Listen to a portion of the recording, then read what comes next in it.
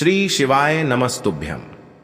हर हर महादेव। दोस्तों, आप सभी लोग जानते हैं कि 6 सितंबर 2024 यानी शुक्रवार को पड़ रही है भाद्रपद मास की हरतालिका तीज, जो बहुत ही खास है। और दोस्तों, ये वो हरतालिका तीज है जो कि भाद्रपद महीने में शुक्रवार को पड़ रही है, तो इस दिन का महत्व और भी अधिक बढ़ जाता है। दोस्तों, इसी दिन किया जाने वाला पंडित जी द्वारा बताया गया एक लाल फूल और एक सफेद फूल वाला उपाय आप लोगों को जरूर करना चाहिए, क्योंकि दोस्तों ये एक ऐसा उपाय है जो कि हर दिन नहीं किया जाता।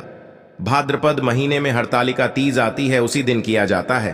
अगर आप लोगों ने इस उपाय को नहीं किया है या किसी कारणवश नहीं कर पाए हो, तो इस शुक्रवार हरतालिका तीज के दिन इस उपाय से मत चूकना। दोस्तों देखिए, ये दिन इतना खास होता है, इतना महत्वपूर्ण होता है। देखा गया है कभी कभी बड़े बड़े पूजा पाठ अनुष्ठान से जो मनोकामना पूर्ण नहीं होती है, वह हरतालिका तीज के दिन एक छोटे से उपाय करने से ही आपकी मनोकामना पूर्ण हो जाती है। और बहुत सारे लोगों ने इस उपाय को किया भी है और उनको इस उपाय को करने का फल भी जरूर मिला है। अगर आप लोग भी इस उपाय को इस शुक्रवार हरतालिका तीज के दिन करना चाहते हैं, तो आप इस उपाय को पहले अच्छे से समझ लेना, सुन लेना, उसके बाद करना। आपको इस उपाय का फल जरूर मिलेगा, आपकी सभी मनोकामनाएं पूरी हो जाएंगी। दोस्तों, हम आपको यहां पर बता दें कि यह जो एक लाल फूल और एक सफेद फूल वाला उपाय है, ये उपाय पंडित जी ने अपनी अभी की ही फुलेरा शिव महापुराण की कथा में ही बताया है। और इस उपाय को करने से आपके घर में चाहे किसी भी प्रकार की दुख और समस्या क्यों ना चल रही हो, आपको उसका कारण भी नहीं पता है कि भाई ये समस्या किस कारण से चल रही है। उसका कुछ भी कारण हो सकता है, जैसे पितृदोष हो सकता है, काल सर्प दोष हो सकता है, या किसी भी तरह का मंगल दोष भी हो सकता है। और भी बहुत तरह के दोष होते हैं, कुछ भी हो सकता है। पर आपको इस उपाय को करने के लिए अपने दोष को पता लगाने की भी जरूरत नहीं है। आपके घर में किस कारण से इतनी दुख और परेशानी आ रही है, वह भी आपको पता लगाने की जरूरत नहीं है। बस शुक्रवार की हरतालिका तीज के दिन इस उपाय को कर लेना, क्योंकि इसी एकमात्र उपाय को करने से आपके पूरे घर परिवार में सुख और शांति हो जाएगी। आपके घर में अच्छे अच्छे काम होने लगेंगे। आपकी जो भी मनोकामना होगी वह भी धीरे धीरे करके पूर्ण होना शुरू हो जाएंगी। अब हम समझते हैं इस एक लाल फूल और एक सफेद फूल वाले उपाय को आपको करना कैसे है, किसको करना है, किस समय करना है और कैसे करना है। देखो, उपाय बिल्कुल आसान है, बस समझने वाली बात है। ध्यान से समझिए, उसके बाद ही आप लोग जो है इस उपाय को जरूर कीजिएगा। सबसे पहली चीज हम लोग ये समझते हैं कि इस एक लाल फूल और एक सफेद फूल वाले उपाय को इस आने वाली हरतालिका तीज के दिन किसको करना है। तो देखिए, इस उपाय को घर के सभी सदस्यों को करने की बिल्कुल भी जरूरत नहीं है। घर में से कोई एक मुख्य बड़ा सदस्य ही इस उपाय को करेगा, तो उस घर परिवार के सभी सदस्यों को इस उपाय को करने का फल मिल जाएगा। पर वो बड़ा सदस्य कौन होगा, कौन व्यक्ति इस उपाय को करेगा, तो यहां पर देखिए, हम आपको बता दें।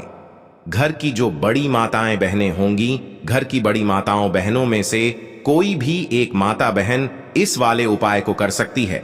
अपने पूरे घर परिवार के लिए घर में सभी सदस्यों को इस उपाय को करने की जरूरत नहीं है। मात्र घर की जो बड़ी माताएं बहनें हैं, उनमें से कोई भी एक माता बहन इस वाले उपाय को करेगी, तो उसके घर परिवार के पूरे सदस्यों को इस उपाय का फल मिलेगा। अगर किसी कारणवश माताएं बहनें घर में उपस्थित ना हो या वो इस उपाय को ना कर रही हो, कुछ दिक्कत हो, तो भाई उस जगह पर फिर घर का कोई बड़ा व्यक्ति भी इस उपाय को कर सकता है। माताओं बहनों के कहने का मतलब ये था कि माताएं बहनें घर की लक्ष्मी होती है। जब घर की लक्ष्मी कोई उपाय करती है, तो निश्चित ही भगवान शिव जी बहुत जल्दी प्रसन्न होते हैं और उपाय का फल में बहुत जल्दी और बहुत बड़ा करके भी यहाँ पर देते हैं। तो आप लोग ये बात समझ गए होंगे। अब हम ये बात समझते हैं, इस वाले उपाय को हमें करना किस समय है। एक लाल फूल और एक सफेद फूल वाले उपाय को हमें इस हरतालिका तीज के दिन करना किस समय है। तो देखिए, इस उपाय को करने का जो समय है, सुबह का समय भी है और शाम का समय भी है। अब देखिए, यहां पर हम मुख्य रूप से सुबह का समय नहीं बोलेंगे, क्योंकि देखिए, ये जो हरतालिका तीज है और आप सभी लोग जानते हैं, इसका प्रदोष काल का मतलब शाम का जो समय होता है ना, इस दिन भगवान शिव जी का सबसे प्रिय दिन होता है। तो आप लोग इसे एक लाल फूल एक सफेद फूल वाले उपाय को सुबह के समय भी कर सकते हो और शाम के समय प्रदोष काल में भी कर सकते हो। सुबह के समय अगर कर रहे हो तो 10 या फिर 11 बजे तक भी अगर उपाय करोगे तो भी आपको उपाय का फल मिलेगा। वही अगर शाम के समय कर रहे हो तो इस दिन जरूर शाम के समय का ध्यान रखना कि शाम के 6 बजे से लेकर 7 बजे के बीच में अगर आप इस उपाय को कर सकते हो तो बिल्कुल कर लेना, पूरी कोशिश करना। पर अगर किसी कारणवश इस समय के बीच में ना कर पाओ तो रात 8 बजे तक भी अगर आप उपाय को करोगे तो आपको उपाय का फल जरूर मिलेगा। ये बात आपको समझ आ गई कि आप इस उपाय को सुबह और शाम दोनों समय कर सकते हो। मतलब करना आपको एक ही समय है, घर में से किसी एक ही बड़े व्यक्ति को करना है, पर एक ही बार इस उपाय को करना है, दोनों समय नहीं करना है। आपको जो समय अच्छा लगे आप उस समय पर इस वाले उपाय को कर सकते हैं। तो चलिए जानते हैं इन विशेष उपायों के बारे में। लेकिन उससे पहले जो भी मेरे भाई मेरी प्यारी बहनें आज चैनल पर पहली बार आए हैं या मेरी आवाज आज पहली बार सुन रहे हैं, अगर आप भी महादेव के सच्चे भक्त हैं तो वीडियो को लाइक और चैनल को सब्सक्राइब जरूर कर लें और कमेंट बॉक्स में लिखे हर हर महादेव, ओम नमः शिवाय। देखो, अब सबसे महत्वपूर्ण बात आती है कि इस उपाय को हमें करना किस लिए है। जैसा कि हमने अभी आपसे बोला कि इस उपाय को करने के बाद आपके जीवन में बहुत सारी खुशियां आएंगी, आपकी मनोकामनाएं पूर्ण होंगी, आपकी धन की समस्या दूर होगी, आपकी पैसों की समस्या दूर होगी। अब देखिए, अगर आप लोग सोच रहे हो कि भाई हमें अपना घर बनाना है पर घर बनाने के लिए पैसा नहीं है, हमें गाड़ी लेना है पर गाड़ी लेने के लिए पैसा नहीं है, हमें जमीन लेना है पर जमीन लेने के लिए पैसों की कमी पड़ी डीडीएच रही है। अगर ऐसी ही दिक्कत, परेशानी या किसी भी तरह की धन से जुड़ी हुई समस्या या पैसों से जुड़ी हुई समस्या अगर आपके जीवन में चल रही है तो यह उपाय निश्चित ही आपके जीवन में बहुत सारे फल लाकर दे सकता है। इसीलिए अगर आपके घर में बहुत ज्यादा दिक्कत, समस्या, परेशानी चल रही है, धन से जुड़ी हुई, पैसों से जुड़ी हुई, धन की बहुत ज्यादा कमी आ रही है, पैसों की बिल्कुल आवक नहीं हो रही है, तो भाई आप लोगों को इस वाले उपाय को जरूर करना चाहिए। घर में से किसी एक भी बड़े व्यक्ति को। अब इस उपाय में करना क्या है, वो सबसे पहले हम लोग जान लेते हैं उपाय की सामग्री। हम लोग सबसे पहले जानते हैं कि इस उपाय में किस किस चीज की आवश्यकता पड़ेगी। तो देखिए, उपाय का नाम तो एक लाल फूल और एक सफेद फूल वाला उपाय है, पर इस उपाय में कुल मिलाकर 4 सामग्री हमें लगने वाली है, जो कि पंडित जी ने खुद सीहोर वाली कथा में बताया है। और जो हम आपको उपाय बताते हैं वो पंडित जी द्वारा बताए गए होते हैं, अलग से हम कुछ भी नहीं बताते हैं। तो यहां पर हम लोग समझते हैं कि इस उपाय की सामग्री क्या है। तो देखो, उपाय की जो सामग्री है वो 4 सामग्री है, जिसमें से सबसे पहली सामग्री है एक बेलपत्र। देखो, बेलपत्र क्या होती है? बेलपत्र जो शिव की शिवलिंग पर चढ़ती है। दूसरी चीज है एक शमी पत्र, शमी पत्र, वो जो शिवलिंग पर ही चढ़ता है। तीसरी चीज है दोस्तों एक लाल फूल, जो उपाय का नाम है। तो एक यहां पर आपको लाल फूल लेना है। अब ये लाल फूल कौन सा लेना है? देखो, शिवलिंग के ऊपर जो लाल फूल चढ़ता हो उनमें से कोई भी एक लाल फूल पसंद कर लेना और वो कहीं से तोड़कर या कहीं से खरीद कर लेकर आना और उस लाल फूल को उपाय में प्रयोग कर लेना। उसके बाद में एक सफेद फूल का विशेष रूप से ध्यान रखना। जो सफेद फूल शिवलिंग पर चढ़ता हो सिर्फ वही सफेद फूल लेकर आना, इसके अलावा कुछ मत लेकर आना, लेकिन केतकी का मत लेना। तो एक एक मात्रा में ही आपको ये चारों सामग्री चाहिए। एक बेलपत्र, एक शमी पत्र, एक लाल फूल और एक सफेद फूल। ये चारों सामग्री आप लोग तैयार करके रख ले। प्रदोष काल में या सुबह के समय जब भी आप इस उपाय को कर रहे हैं, जैसे ही आपके उपाय की सामग्री तैयार हो जाती है तो क्या हम सीधा उपाय को करने के लिए इन चारों सामग्री को लेकर उपाय करने के लिए जा सकते हैं? नहीं, तो यहां पर आपको इस बात का ध्यान रखना है कि हम भगवान शिव जी को प्रसन्न करने के लिए तो जा रहे हैं, हम अपनी मनोकामना को पूर्ण करवाने के लिए तो जा रहे हैं, पर हमें यह दर्शाना बिल्कुल भी नहीं है कि हम सिर्फ अपने फायदे के लिए भगवान शिव जी के मंदिर में आए हैं।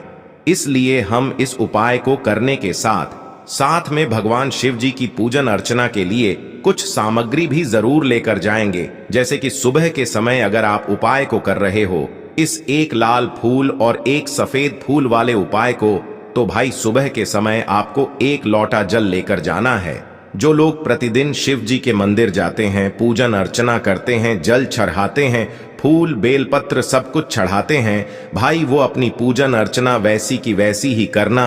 बाकी जो सिर्फ उपाय को करने के लिए जा रहा है, जो कुछ भी लेकर नहीं जा रहा है, उसे कम से कम एक लोटा जल अपने घर से जरूर भर कर लेकर जाना।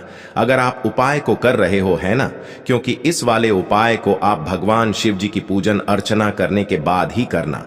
वहीं अगर बात करें शाम के समय की, अगर कोई व्यक्ति शाम के समय प्रदोष काल में इस वाले उपाय को कर रहा है, तो भाई आपको मात्र एक घी का दीपक तैयार करना है। ये बात हम हमेशा बोलते हैं, शाम के समय प्रदोष काल में कोई कर रहे हो ना, तो दीपक का विशेष महत्व होता है। अमावस्या के दिन का प्रदोष काल में जो भी व्यक्ति दीपक जलाता है ना भगवान शिव जी के मंदिर में, भाई उसके जीवन से सारी दुख और परेशानियां भी दूर होती हैं। तो भाई इस दिन दीपक का विशेष रूप से ध्यान रखना आप लोग। अगर आप इस उपाय को शाम के समय प्रदोष काल में कर रहे हो, है ना, ये जो दीपक आप लोग लोगे, ये आटे का लोगे।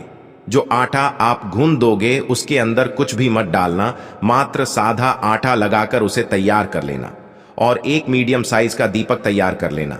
वो दीपक ना ज्यादा छोटा हो ना ज्यादा बड्ढा हो, है ना। उसके बाद में दीपक आपका तैयार हो जाए तो इसके अंदर जो बत्ती रखोगे वो गोल बत्ती रखोगे। देखो गोल बत्ती भी दो तरह की होगी, एक बाजार की और एक घर वाली। तो कोशिश करना अपने घर में जो रुई रखी हुई है उस रोई से आप लोग एक गोल बत्ती अपने ही हाथों से बनाओ। उपाय का फल अच्छा मिलता है। भगवान शिव जी जल्दी प्रसन्न होते हैं जब हम किसी भी उपाय को अपने हाथों से परिश्रम करके तैयार करते हैं। तो आपको उस दीपक के अंदर एक गोल बत्ती रख देनी है। इसके अंदर जो चीज आप लोग डालोगे वो डालोगे। शुद्ध देसी गाय का घी, इस बात का विशेष रूप से ध्यान रखना, शुद्ध देसी गाय का घी ही डालना है, तेल वगैरह नहीं। आज के दिन तो मत डालना, क्योंकि भगवान शिव जी का सबसे प्रिय दिन और प्रिय समय पर हम लोग इस वाले उपाय को कर रहे हैं। तो थोड़ा सा शुद्ध देसी गाय का घी इतना डालना कि वो दीपक कुछ समय तक चल सके ना। बाजार वाला मिलावटी घी डालना, न भैंस का घी डालना। शुद्ध देसी गाय का घी आपको ढूंढने में थोड़ी मतलब मेहनत लगेगी और महंगा भी मिलेगा, पर गाय के घी से भगवान शिव जी प्रसन्न होते हैं और उसी शुद्ध देसी गाय की घी से घर में बरकत भी बनी रहती है और हमारे घर में सुख शांति भी बनी रहती है। इसलिए इस शुद्ध देसी गाय का घी को अपने घर में हमेशा रखा करो। वो भगवान शिव जी के कार्यों में भी उपयोग में आता है और उपायों में भी हम लोग प्रयोग कर सकते हैं। तो यहां पर आपकी सारी तैयारियां हो चुकी हैं। उपाय को करते समय शुद्धता का विशेष रूप से ध्यान रखिएगा। सुबह कर रहे हो तो भाई सुबह तो आपको स्नान करना ही करना है। बाकी शाम को कर रहे हो तो शाम को मात्र हाथ मुंह धोकर भी आप लोग इस वाले उपाय को कर सकते हो। कोई दिक्कत वाली बात नहीं है भाई।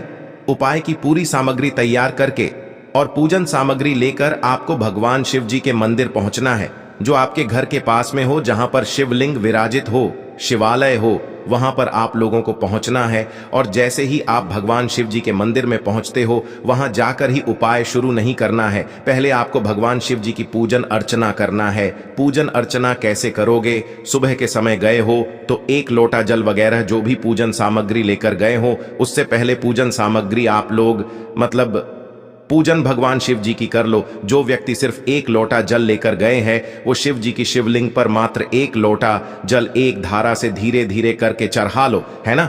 अपनी पूजन अर्चना आप लोग जो हैं पूरी कर लो पहले। उसी के बाद अगर आप शाम के समय कर रहे हो तो पहले जाकर बैठना है भगवान शिव जी के शिवलिंग के पास में। आप जो दीपक तैयार करके लेकर आए हो, उस दीपक को पहले जलाना है। ये जो दीपक आप लोग जलाओगे ना, ये किसी और की माचिस से मत जलाना, अपनी ही माचिस अपने ही घर से लेकर आना और इस दीपक को अपने ही माचिस से जलाना। अगर आपने मंदिर की माचिस या किसी और की माचिस ले ली, इस उपाय को करने में इस उपाय का फल उस व्यक्ति को भी थोड़ा बहुत मिल जाएगा। इस बात का ध्यान रखना, अपने घर से अपनी ही माचिस लेकर जाना और इस दीपक को जलाना। दीपक को जलाने के बाद भगवान शिव जी की शिवलिंग के पास में रख देना। शिवलिंग के इतना पास में मत रखना कि भगवान शिव जी को आंच लगे, थोड़ी सी दूरी बनाकर ही जो है इस दीपक को शिवलिंग के पास में आप लोग रख दीजिएगा। अब जैसे ही आपकी पूजन अर्चना हो जाती है, भगवान शिव जी के शिवलिंग के सामने या आसपास कहीं पर भी बैठ जाइए उपाय को करने के लिए। और उपाय को करने से पहले आप लोग अपनी वह चारों पूजन सामग्री निकाल लीजिए। उपाय की जो सामग्री है वो निकाल लीजिए और भगवान शिव जी के शिवलिंग के ऊपर एक माता अशोक सुंदरी जी का स्थान देख लीजिए। माता अशोक सुंदर जी का जो स्थान होता है वो जलाधारी के ऊपर होता है, जलाधारी के बिल्कुल बीचों बीच में होता है। आप लोगों ने देखा भी होगा शिवलिंग की जलाधारी होती है, जलाधारी के बिल्कुल बीचों बीच का जो स्थान होगा वो माता अशोक सुंदर जी का स्थान होगा, क्योंकि यहीं पर हमें ये जो है उपाय को करना है। सबसे पहली चीज, अब हम उपाय को करना शुरू करते हैं। आप सबसे पहले अपनी एक बेलपत्र उठा लो। एक बेलपत्र को आपको माता अशोक सुंदरी जी वाले स्थान पर सबसे पहले समर्पित करना है। बेलपत्र की डंडी का मुख होगा जलाधारी की तरफ, जहां से जल बहता है और नीचे गिरता है, और बीच वाली बड्डी पत्ती का मुख मतलब शिवलिंग की तरफ होगा। इस तरीके से आपको इस बेलपत्र को माता अशोक सुंदरी जी वाले स्थान पर समर्पित कर देना है। उसके बाद में अपनी एक शमी पत्र उठा लो जो आप उपाय के लिए लेकर आए हुए हो।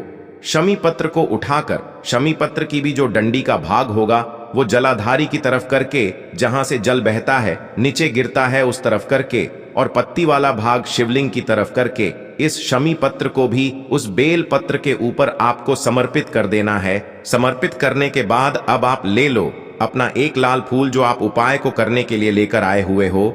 इस लाल फूल का जो खिला हुआ भाग होगा, चाहे वो गुलाब का फूल हो, चाहे कोई सा फूल जो शिवलिंग पर चढ़ता हो, भाई उस फूल का जो खिला हुआ भाग होगा वो शिवलिंग की तरफ होगा।